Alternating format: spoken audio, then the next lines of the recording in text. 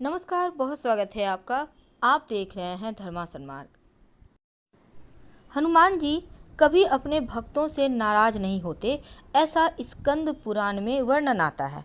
उनकी पूजा के लिए मंगलवार का दिन समर्पित है और हनुमान जी की अगर सच्ची श्रद्धा से पूजा करें तो आपकी समस्त मनोकामनाएं पूरी हो जाती है। तमाम संकटों से आपको हनुमान जी बचा लेते हैं। वैसे तो आज हमने टॉपिक रखा है लौंग के प्रयोग का, लेकिन उसके पहले एक छोटा सा प्रयोग जरूर कीजिएगा। अगर जीवन में आपको लगे कि धन की बहुत परेशानी है, बहुत ज़्यादा आप हार चुके हैं। देखिए, सबसे पहले तो मंगलवार के दिन ब्रह्म मुहूर्त में स्नान कर लें। अब एक बरगद के पेड़ का पत्ता ले आएं और ये पत्ता बिल्कुल ताज़ा और हरा होना चाहिए, कटा फटा हुआ ना हो। अब इसको शुद्ध जल से धोकर इसको शुद्ध कर लें। फिर इस पत्ते को लेकर हनुमान जी के मंदिर में जाएं।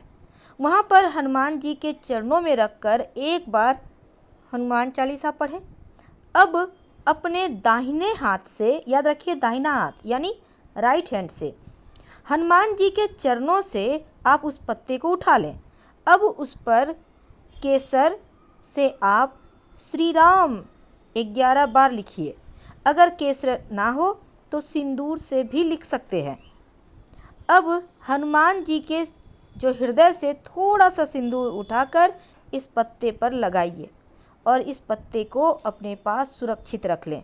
ऐसा करते हुए कोई टोके नहीं, इस बात का ध्यान रखिएगा। हनुमान जी की कृपा से कभी किसी चीज़ की कमी नहीं। हनुमान जी कभी अपने भक्तों से नाराज नहीं होते, ऐसा स्कंद पुराण में वर्णन आता है। उनकी पूजा के लिए मंगलवार का दिन समर्पित है और हनुमान जी की अगर सच्ची श्रद्धा से पूजा करें तो आपकी समस्त मनोकामनाएं पूरी हो जाती है। तमाम संकटों से आपको हनुमान जी बचा लेते हैं।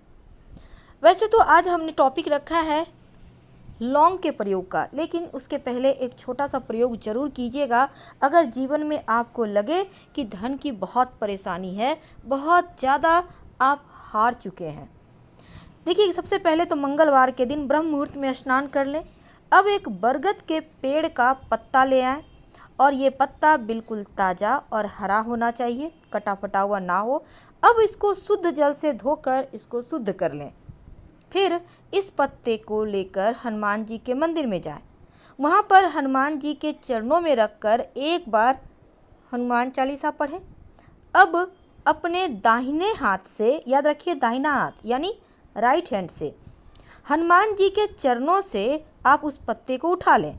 अब उस पर केसर से आप श्री राम 11 बार लिखिए। अगर केसर ना हो तो सिंदूर से भी लिख सकते हैं।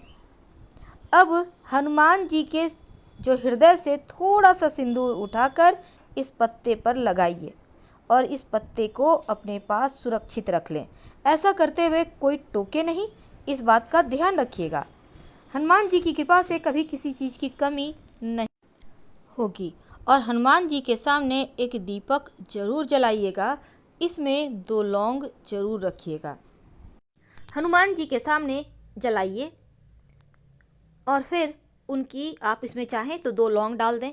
लौंग विशेष मनोकामनाओं की पूर्ति के लिए हनुमान जी के सामने जलाया जाता है, दिए में डालकर। आप घी के भी दिए में डालकर जला सकते हैं और सरसों के तेल के भी दिए में जला सकते हैं डालकर। अगर लौंग ना हो तब आप 2 काली मिर्च के दाने डाल दें। आपके जीवन के हर संकट दूर हो जाएंगे और घर में जो नकारात्मक चीज़ें हैं, जो मन मस्तिष्क में कुछ और चल रहा है, वो धीरे धीरे धीरे धीरे शांत होना शुरू हो जाएगा। अब कई बार क्या होता है, आपकी कोई मनोकामना है, बहुत लंबे समय से आप प्रयासरत हैं कि वो मनोकामना आपकी पूर्ण हो जाए, लेकिन पूर्ण नहीं हो पा रही। ऐसे में आप लौंग का एक छोटा सा प्रयोग आपकी मनोकामनाओं को पूर्ण करेगा।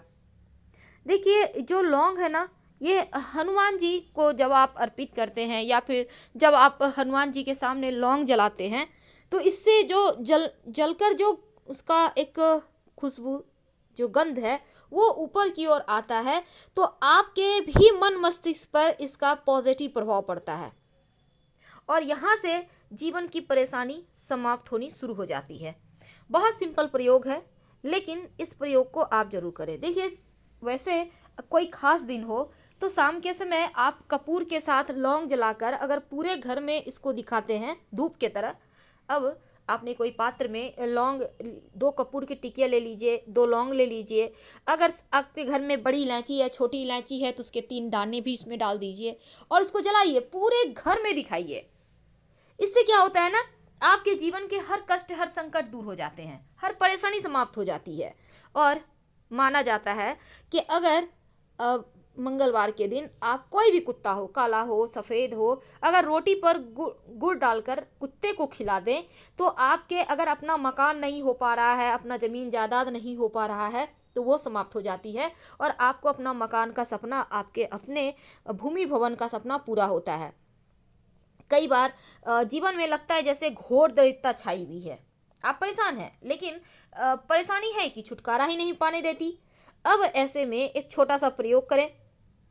देखिए, वैसे तो अगर आप नियमित रूप से हनुमान जी के चरणों का सिंदूर आप चाहें तो किसी चीज़ में लाकर भी रख सकते हैं और इसको माथे पर लगाइए तो आपकी चारों दिशाओं से रक्षा होती है, बड़े से बड़े दुर्घटना योग भी टल जाते हैं।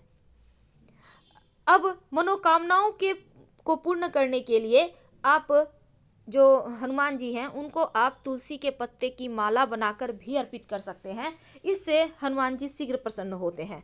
आप चाहें तो, वैसे बाजार में रेडीमेड भी मिलता है, आप चाहें तो एक एक पत्ता डंठल वाला लेकर कम से कम 11 या 21 पत्ता लें, लाल धागे के सहारे बांध बांध कर इसको हनुमान जी को पहना दें। कोई भी मनोकामना हो, ये चमत्कारी प्रयोग है, आपकी मनोकामना जल्द से जल्द पूरी हो जाती है। और वैसे आप चाहें तो पीपल के पत्ते पर राम लिखकर 11 पत्ते ले लें, उस पर राम लिखकर भी आप हनुमान जी को पहना सकते हैं मन्नत पूरी होने के लिए। और धूप दीप तो आपको लौंग और कपूर जलाकर ही दिखाना है, इस बात को हमेशा याद रखिएगा अपने घर में। और जब वो शांत हो जाए तब उसको पानी में डालकर आप अपने मुख्य दरवाजे पर छिड़काव कर दें, बाकी बचा हुआ आप किसी पौधे में डाल दें। बड़े से बड़े समस्याओं से आप मुक्ति पा जाएंगे। अब सबसे अंत में एक छोटा सा प्रयोग जो आपके जीवन के हर कष्ट को दूर करेगा। क्या करेंगे? किसी भी मंगलवार को एक छोटा सा प्रयोग कीजिए। कई बार क्या होता है, आपकी नौकरी में प्रमोशन नहीं हो पा रहा, विवाह तय नहीं हो पा रहा, आपको जॉब नहीं लग रही, आप रिटायर कर गए हैं, पैसे अटके हुए विभाग में नहीं मिल रहे, आपका दुकान अच्छा नहीं चलता, बहुत तरह के होते हैं मन्नत। स्वास्थ्य किसी का गड़बड़ है, तब ऐसे में एक पान का पत्ता लें, 2 साबुत लौंग लें और ये साबुत लौंग आपको लेना है, एकदम साबुत लीजिएगा 2। अब पान के पत्ते को उल्टा कर दें, उल्टा यानी चिकने वाला पार्ट नीचे होगा, रूखा वाला ऊपर होगा। इस पर 2 लौंग रखकर किसी बहते हुए पानी में छोड़ प्रवाहित कर दें दोनों हाथों से और कहिए कि हे मेरे दुर्भाग्य, मैं आपको यहीं छोड़े जा रहा हूँ, बिना पीछे मुड़े घर आ जाएं। अगर बहता हुआ पानी ना मिले तो किसी भी पीपल के पेड़ के नीचे कर सकते हैं। धन्यवाद।